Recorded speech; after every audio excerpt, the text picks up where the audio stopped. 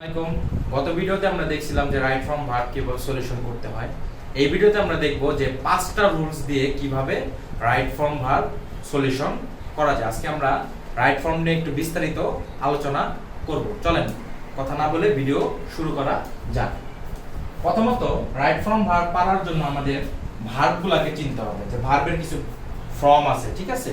সেই ফর্মগুলোকে জানতে হবে। প্রথমে একটা ফর্ম যে আমরা দেখব সেটা হচ্ছে ভার্বের বেস ফর্ম। ব্রেস ফর্ম হচ্ছে, আমরা নরমালি এটাকে সংক্ষেপে বলি হচ্ছে ভার্ব 1 বা V1। এটা হতে পারে ইট, গো, ডু।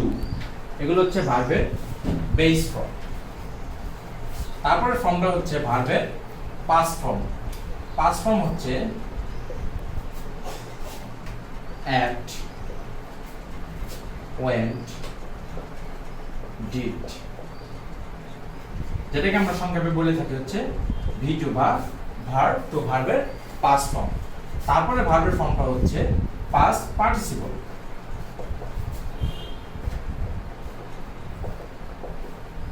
পাস্ট পার্টিসিপল মানে হচ্ছে ভার্ব 3 আমরা সংক্ষেপে বলে থাকি।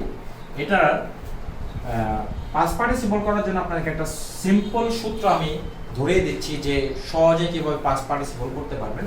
ওয়ার্ডের শেষে, যে কোনো ওয়ার্ডের শেষে ডি, ইডি, ইএন, এনই, টি এগুলো অ্যাড করে, অথবা কোনো ওয়ার্ডে যদি এগুলো শেষে থাকে তাহলে আমরা বুঝবো এগুলো হচ্ছে ভার্ব 3 বা পাস্ট পার্টিসিপল। যেমন ইটেন,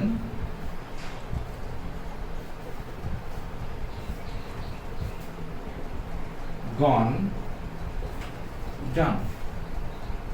দেখেন আমি যে সূত্রটা আপনাদের দেখিয়ে দিয়েছি সেটা হচ্ছে যেসব ওয়ার্ডের শেষে ইএন, এনই থাকে সেগুলোকে আমরা কি পাস্ট পার্টিসিপল বলি। দেখেন আমি যে সূত্রটা এখানে লিখে দিয়েছি, এখানে তার প্রমাণ হচ্ছে এখানে ইএন আছে, এখানে এনই আছে এবং কি এখানেও এনই আছে, তার মানে এগুলো কি পাস্ট পার্টিসিপল। এরপরে যে ভার্বের ফর্মটা আছে সেটা হচ্ছে জিরা।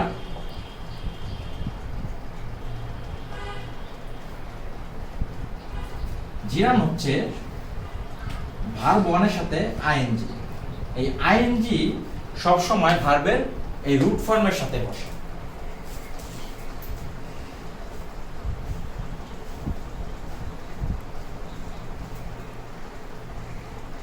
তারপর আরেকটা ভার্বের ফর্ম হচ্ছে সেটা হচ্ছে ইনফিনিটিভ।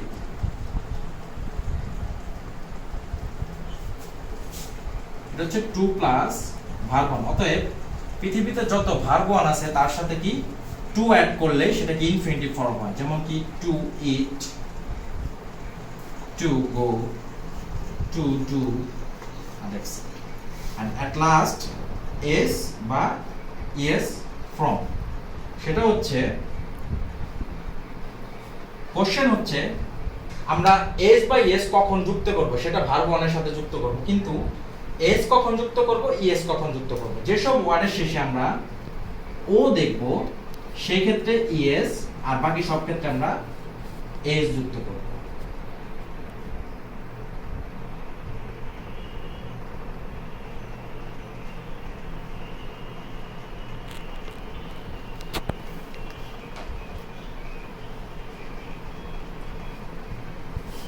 আশা করি আপনারা ভার্বের ফর্মগুলো বুঝতে পেরেছেন। এরপরে আমরা দেখব যে কি কি ভার্ব আমাদের চিনতে হবে রাইট ফর্ম ভার্ব করার জন্য।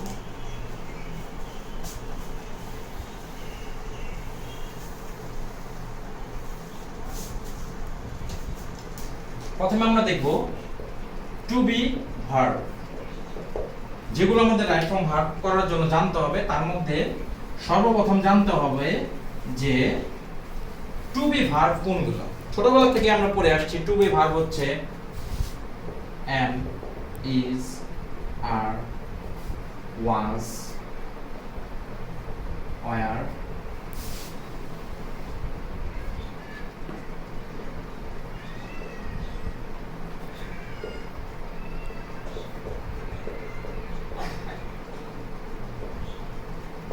বললাম যে ফর্মের মানে কি কি ফর্ম আমাদের জানতে হবে রাইট ফর্ম ভার্ব করার জন্য। এখন আমাদের কি কি ভার্ব চিনতে হবে রাইট ফর্ম ভার্ব করার জন্য। প্রথমত আমরা দেখি, দেখেন টু বি ভার্ব আমরা ছোটবেলা থেকে শিখে আসছি টু বি ভার্ব কোনটি না, am is are was were have been has been shall have been will have been, এগুলো হচ্ছে টু বি ভার্ব। এরপরে কি আছে to have verb, have has had shall have will have, এগুলো হচ্ছে to have verb. তারপরে হচ্ছে to do verb, to do verb do does did, এগুলোকে টু ডি ভার্ব বলা হয়। মডেল এবং সেমি মডেল ভার্ব ছোটবেলা থেকে আপনারা জানেন can could shall should will will must need dare, এগুলো কি modal verb. Have to has to had to, এগুলো কি সেমি মডেল ভার্ব। প্রথমত রাইট ফর্ম ভার্বের বেসিক হচ্ছে এগুলো, এগুলো জানতে হবে আপনাকে, না হলে আপনি রাইট ফর্ম ভার্ব পারবেন না। এখন আমরা দেখব পাঁচটা রুলস দিয়ে কিভাবে রাইট ফর্ম ভার্ব করা যায়, সকল রাইট ফর্ম ভার্ব সলিউশন করা যায়।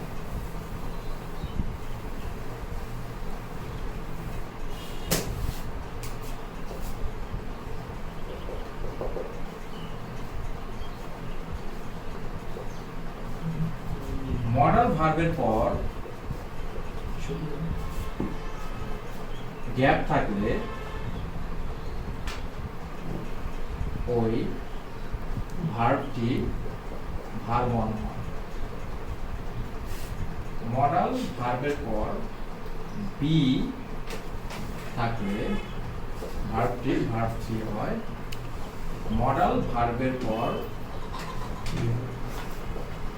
হ্যাভ থাকলে ওই ভার্বটি ভার্ব থ্রি হয়। প্রথম রুলসটা হচ্ছে মডেল ভার্বের পর যদি গ্যাপ থাকে সেটা কি হবে ভার্ব ওয়ান হবে। মডেল ভার্বের পরে যদি বি থাকে তাহলে সেই ভার্বটা কি হবে ভার্ব থ্রি হবে বা ভার্বের পাস্ট পার্টিসিপল ফর্ম হবে।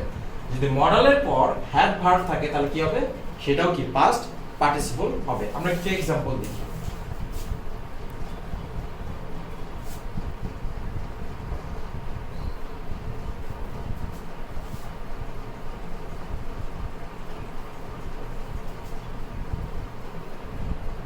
দেখেন এর আগে আমি আপনাদের যে মডেল এবং সেমি মডেল ভার্ব নিয়ে আলোচনা করেছিলাম, সেখানে কি ছিল মাস্ট কি একটা মডেল ভার্ব।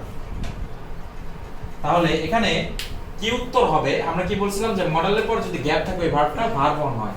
তাহলে এখানে ফলোইং, ফলোইং কি একটা কি আছে একটা জিরান ভার্বে আছে, জিরান। তাহলে এটাকে যদি ভার্ব ওয়ান করতে চাই তাহলে এখান থেকে কি হবে আইএনজি বাদ হবে, এখানে কি হবে ফলো হবে। তার মানে কি মডেলের পরে গ্যাপ থাকলে সেই ভার্বটা কি হবে অলওয়েজ ভার্ব ওয়ান হবে।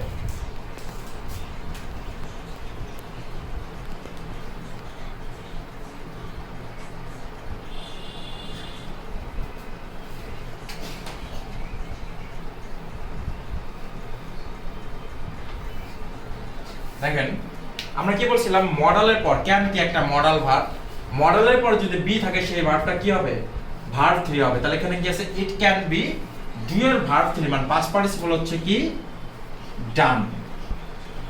তাহলে আমাদের প্রথম রুলসটা এখানে শেষ, যে মডেলের পর যদি গ্যাপ থাকে সেটা ভার্ব ওয়ান হবে। মডেলের পর যদি বি থাকে মানে বি থাকে তাহলে সেটা কি হবে ভার্ব থ্রি হবে। মডেলের পর যদি হ্যাভ থাকতো সেটাও কি হবে ভার্ব থ্রি হবে। এই একটা রুলস দিয়ে আপনাদের পাঁচটার ভিতরে একটা রুলস শেষ হয়ে গেল রাইট ফ্রম ভার্বের। এখন আমরা দ্বিতীয় রুলসে যাব।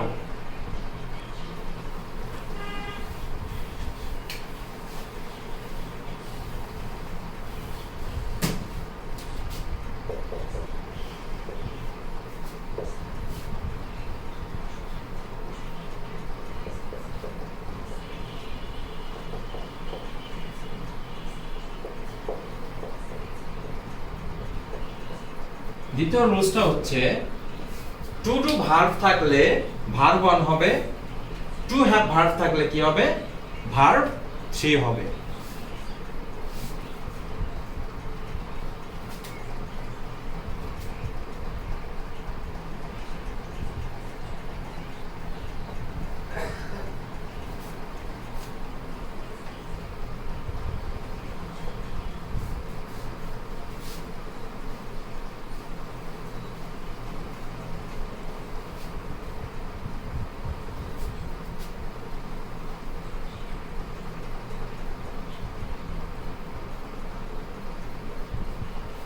রুল নাম্বার 2 হচ্ছে টু ডু ভার্ব থাকলে ভার্ব 1 হবে, আর টু হ্যাভ ভার্ব দিয়ে রাইট ফ্রম ভার্ব আসলে সেখানে কি হবে, ভার্ব 3 বা ভার্বের পাস্ট পার্টিসিপল ফর্ম বসবে। দেখেন এখানে আমরা দুটো एग्जांपल লিখছি।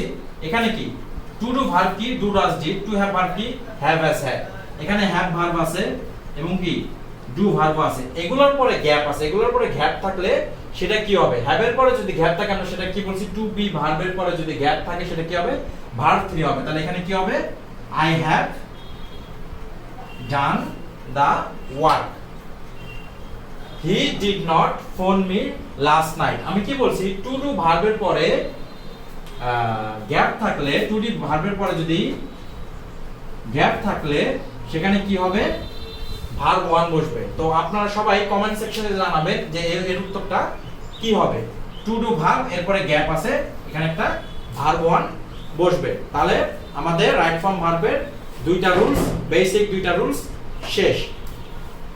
এখন আমরা রাইট ফর্ম ভার্বের মোস্ট ইম্পর্টেন্ট একটা রুলস দেখব, যেখান থেকে আপনারা এইচএসসি এবং এসএসসি যারা 26 এর পরীক্ষার্থী আশা করি 2 মার্কস অন্তত কমন পাবেন। দেখি সেই ইম্পর্টেন্ট রুলসটা।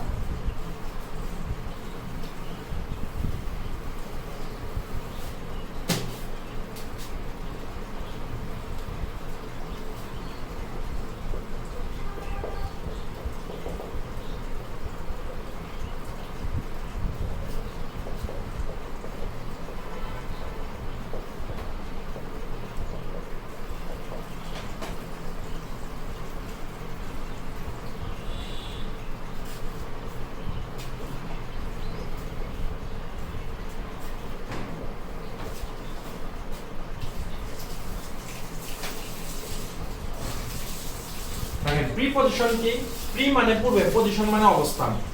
যে ওয়ার্ডগুলো নাউন এবং প্রোনাউনের পূর্বে বসে তাদের ভিতরে কি একটা সংযোগ স্থাপন করে তাদেরকে প্রিপজিশন বলে। রাইট ফর্ম ভার্বের এই রুলসটা খুব ইম্পর্টেন্ট, কারণ এখান থেকে রাইট ফর্ম ভার্বের অন্তত 2টা কোশ্চেন আসে।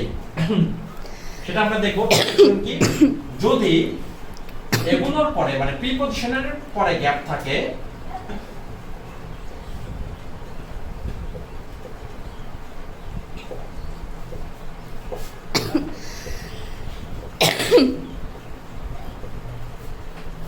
তাহলে কি হবে, গ্যাপ থাকলে আপনারা ভার্ব 1 প্লাস আইএনজি করে দিবেন, তাহলে সেটা হয়ে যাবে। প্রিপজিশনের পরে গ্যাপ মানে সেই ভার্বের শেষে আইএনজি যুক্ত করে দিবেন, হয়ে যাবে, শেষ।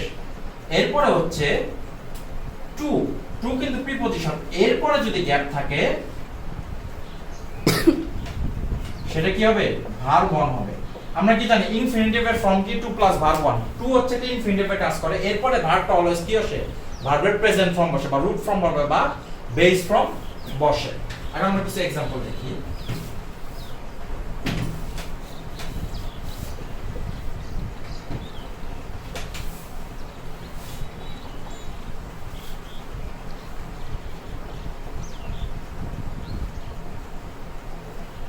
দেখেন ফরের পর একটা গ্যাপ আছে, ফর কি একটা প্রিপজিশন, প্রিপজিশনের পরে গ্যাপ থাকলে আমরা কি হয়, ভার্বের সাথে আইএনজি যুক্ত হয়। তাহলে আমরা কি করব, প্রিপজিশনের পরে যদি গ্যাপ আছে তাহলে আমরা কি করে দেব, ভার্বের শেষে আইএনজি করে দেব, তাহলে আমাদের কি উত্তরটা হয়ে যাবে। এখন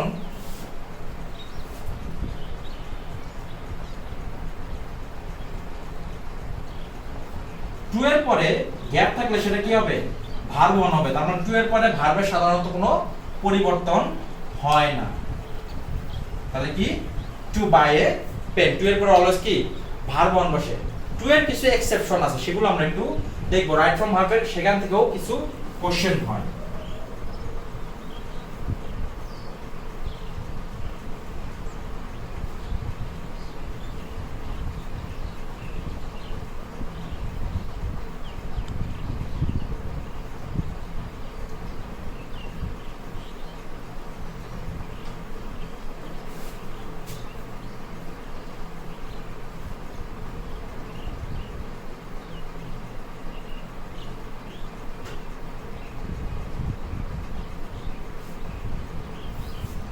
এই যে টু গুলা, এগুলোর পরে কি আছে, টু আছে। এগুলোর পরে যদি গ্যাপ থাকে তখন আবার কি হবে, ভার্ব 1 প্লাস আইএনজি হবে, মানে জিনান বসবে। আমরা একটু एग्जांपल গেলে আপনাদের কি ক্লিয়ার হয়ে যাবে। আমরা কি জানি যে টু এর পরে সবসময় কি ভার্বের প্রেজেন্ট ফর্ম বসে, কিন্তু এইটা কি এখানেও টু আছে কিন্তু এখানে কি হবে ভার্বের প্রেজেন্ট ফর্ম বসবে না, এইটা হচ্ছে ফ্রেজাল টু। তো এরকম ফ্রেজাল টু থাকলে তারপরে কি হবে ভার্ব ওয়ান প্লাস আইএনজি হবে। এই এরকম একটা পেয়াস আপনাদের রাইট ফর্ম ভার্বে এসএসসি এবং এসসি তে দেওয়া থাকে। তার মানে এখানে কি হবে গোয়িং টু মার্কেট।